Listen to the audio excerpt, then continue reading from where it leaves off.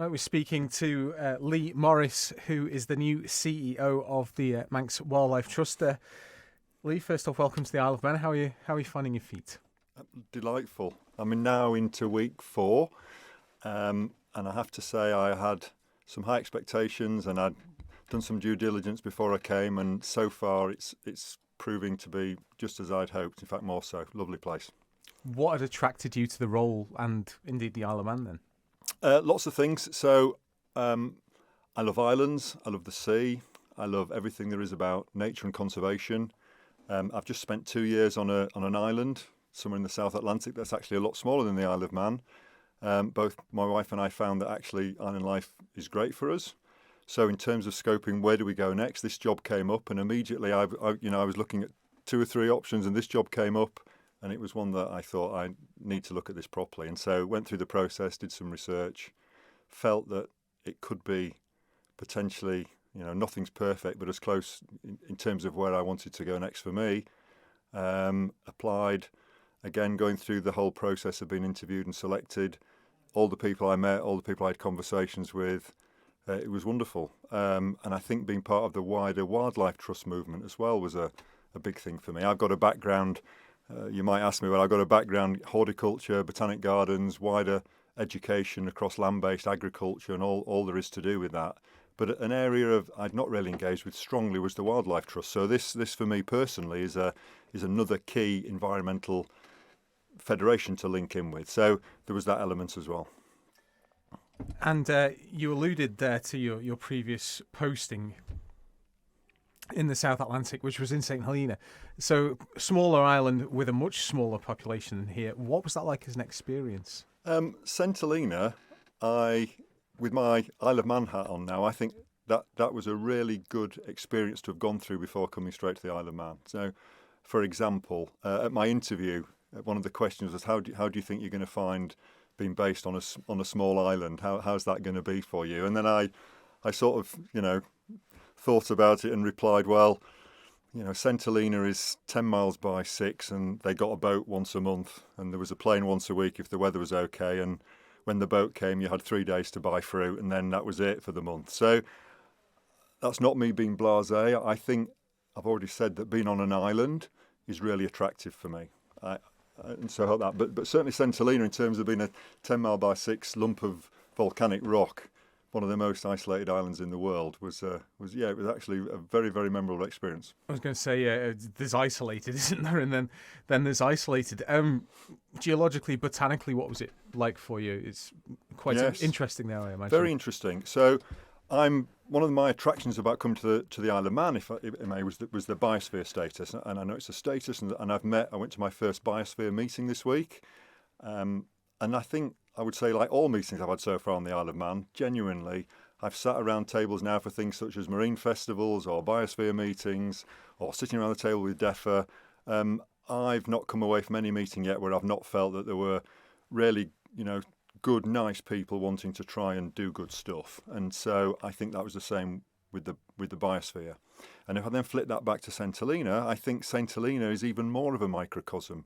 They have huge challenges that man has created on that island in terms of conservation, particularly terrestrial, particularly in terms of wildlife and the flora. So going right back to when the Portuguese first arrived, or the Europeans will call Europeans first arrived, sort of 16th and then into the 17th century. St Helena was used as a place, as almost like a motorway cafe for ships crossing the Atlantic. And if you're going to cross the Atlantic, you need to stock up with fresh fruit and veg, and you need to stock up with meat. So one of the things that happened was they put goats on the island so that their goats would breed, and then the ships could get fresh meat. Well, goats eat lots. And sadly, the goats turned what is believed to have been a completely forested island into what now is, when you sail or when you go in a boat around St Helena, you actually see that the area around the cliffs is pretty much bare. It's almost desolate of vegetation. And then going to the centre of the island, which is still a green peak, it rises up to about 830 metres, 829 metres. And on the top of Diana's Peak, you'll see that there's been a lot of conservation work done. So the goats came, and the other big impact was flax. So flax, you can use it to make jute, to make ropes, particularly in the 19th and early 20th century, going probably as far as the Korean War. St Helena was a place where they could grow flax. It grows well. But what you now see on St Helena is a lot of the green area is just complete swathes of flax. So probably over the last 20, 30 years, there's been a huge amount of plant conservation projects done with Royal Botanic Garden Kew and RSPB and others to try and bring cloud forest back, tree ferns forest, cabbage tree forest. And when you see the work that's been done there, it's fantastic. So you've got that, and then you've got the agricultural element, all trying to work together. So there was a real strong microcosm around trying to get St Helena, understanding its natural capital, how all those buzzwords like ecosystem services fit in. And then I haven't even mentioned the marine, and the marine environment, again, is spectacular. What do you see as being your key focus whilst you're here in this role then?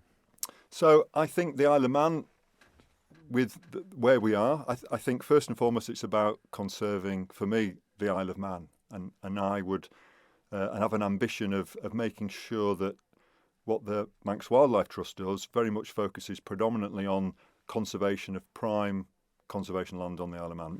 My arrival here actually coincides in strategic planning process. So if I'd not come, Tim Graham was here before me, would have been going into a strategic planning process this year because our strategy runs out in 2020. So synchronicity for me, I land at a time when that's going to happen. And I genuinely is about how we as an organisation can best deliver those key elements of conservation for the Isle of Man. And so it was a big attraction for me to come to an island, to see that the strategic planning was going to take place, to understand that it's a special place in terms of already we have high standards in our agricultural production. We have wonderful marine megafauna. You know, it is undoubtedly a special place. And for us to decide exactly how we align in that with other stakeholders on the island, brilliant. So we're going through that process this year. Is there more scope somewhere like this as well for getting the local population involved, or maybe more involved, because it's close-knit and tight and everyone knows each other and sees that small community around them and wants to preserve it? Definitely. And we have the ambition to get more people on the island part of our team. And what does team mean? Well, I think I'm a complete team player. That's my core. If you cut me in half, it would say team. And for us, the Manx Wildlife team is not just staff, but we have a fantastic team of volunteers. We have a pool of members already. With family membership, we've got over 1,000 people on the island. Wouldn't it be lovely if there was 5,000 people were part of that, or more people could volunteer with us?